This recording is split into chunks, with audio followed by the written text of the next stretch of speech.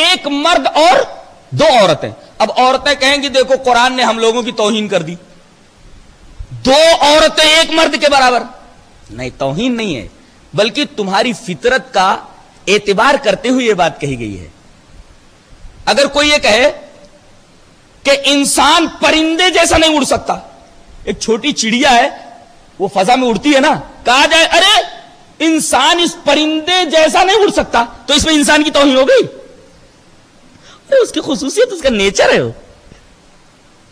تو اس میں عورتوں کی توہین کہاں ہو گئی کہ ان کو 2 مردوں کے مقابلے, ایک مرد کے مقابلے میں لا کر کھڑا کر دیا گیا, تو اس میں ان کی توہین ہو گئی. نہیں, کوئی یہ کہے کہ یہ چھوٹی چڑیا آسمان میں اڑتی ہے, انسان اس طرح آسمان میں نہیں اڑ سکتا, تو وہ چڑیا سے چھوٹا ہو گیا یا اس کی توہین ہو گئی؟ نہیں, نیچر الگ الگ ہے. اور اب تو میڈیکل سائنس نے اس بات کی تصدیق کر دی ہے, برین اسکیننگ کا ایک نیا طریقہ ایجاد ہوا ہے. اس طریقے سے یہ بات معلوم ہو گئی ہے کہ مرد اور عورت کے برین میں کافی فرق ہے. مرد کا ذہن, دماغ یک ارتکازی ہے, اور عورت کا ذہن اور دماغ کثیر ارتکازی ہے. کیا مطلب؟ اگر آدمی اپنے دماغ کو, اپنے ذہن کو, مرد ایک جگہ کنسنٹریٹ کرنا چاہے تو ایک جگہ کنسنٹریٹ کر سکتا ہے, لیکن عورت جب اپنے دماغ کو کسی شے پر کنسنٹریٹ کرے تو اس کا فوکس پھیل جاتا ہے. اس کا مطلب یہ نکلا کہ مرد کا ذہن یک ارتکازی ہے اور عورت کا دماغ اور اس کا ذہن کثیر ارتکازی ہے. اس فطرت کا لحاظ کرتے ہوئے, دماغ کی ساخت, اس میکنگ اور اس بناوٹ کا اعتبار کرتے ہوئے یہ حکم دیا گیا ہے کہ اگر ایک عورت بھول جائے, جیسے اس کا دماغ کثیر ارتکازی ہے, تو دوسری عورت اس کو یاد دلا دے عین فطرت کے مطابق.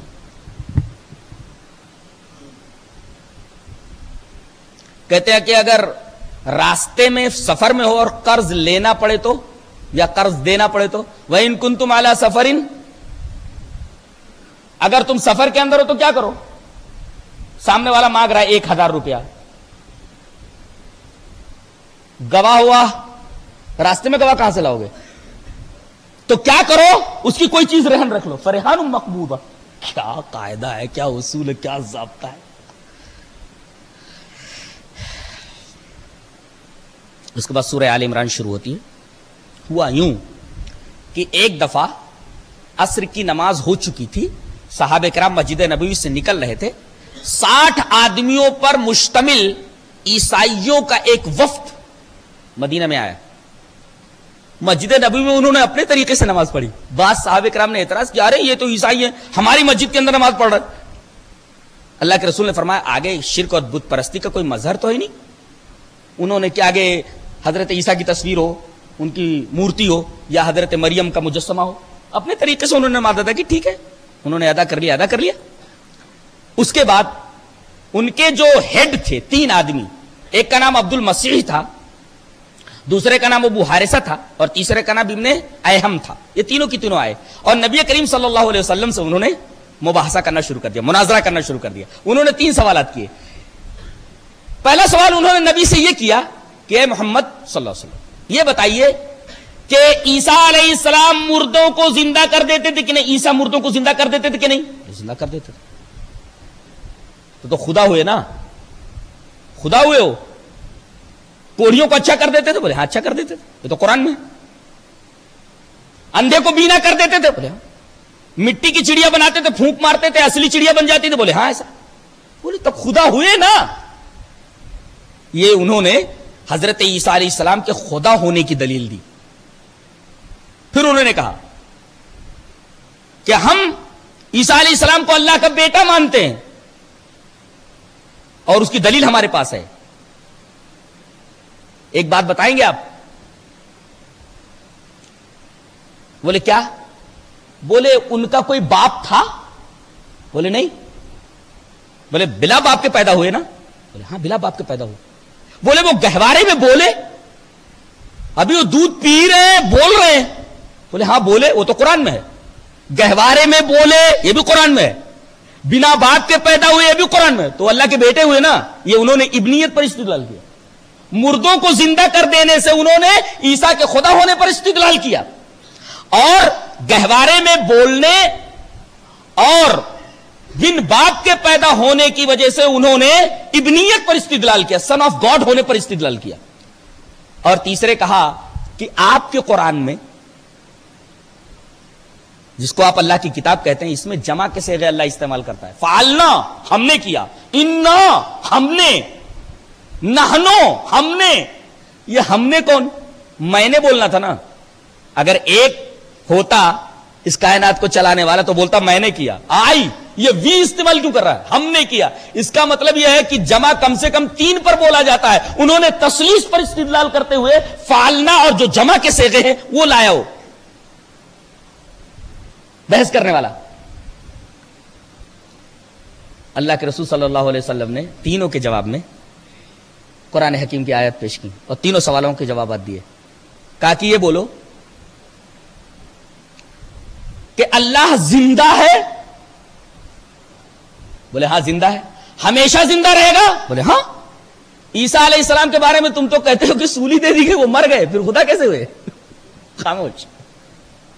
دوسرا سوال، تم یہ کہتے ہو کہ عیسیٰ علیہ السلام اللہ کے بیٹے ہیں. سوال یہ کہ بیٹا باپ کی جنس کا ہوتا ہے نا، آدمی کا بیٹا آدمی ہوتا ہے نا، تو خدا کا بیٹا خدا ایسا. اچھا یہ بتاؤ خدا کے مثل کوئی ہے؟ تورات میں دکھاؤ گے؟ انجیل میں دخاؤ گے؟ قرآن میں تو ہے لیسا کمثلہ شیء، اس کا مثل کوئی نہیں ہے. بولے ہاں یہ تو ہے، اللہ کا مثل کوئی نہیں. تو بولے اگر عیسیٰ علیہ السلام کو اللہ کا بیٹا مان لیا جائے تو یہ اللہ کی طرح ہو گئے اور اللہ کے مثل کوئی ہے ہی نہیں، لہذا عیسیٰ علیہ السلام اللہ کے بیٹے نہیں ہوئے. کیا دلیل ہے، کیا بات ہے. قرآن دلیل دے دیتا ہے، سامنے والا خاموش، آگے اس کے پاس کچھ بولنے کی طاقت نہیں رہ جاتی. اور یہ جو کہا فعلنا، نحنو، یہ جمع کا صیغہ جو استعمال کیا، وی ہم نے، آئی نہیں کہا ہم نے. تو یہ جو جمع کا صیغہ ہے در حقیقت ان کا تعلق آیات متشابہات سے ہے. شروع ہی میں سورہ آل عمران میں یوں کہا گیا هو الذی انزل علیک الکتاب منہ آیات محکمات ہن ام الکتاب واخر متشابہات، کہ قرآن میں 2 طریقے کی آیتیں ہیں. غور سے سنو، ایک ہے آیات محکمات اور ایک ہے آیات متشابہات. آیات محکمات کے اندر تعویل نہیں کرنی پڑتی، مراد متکلم واضح ہوتا ہے.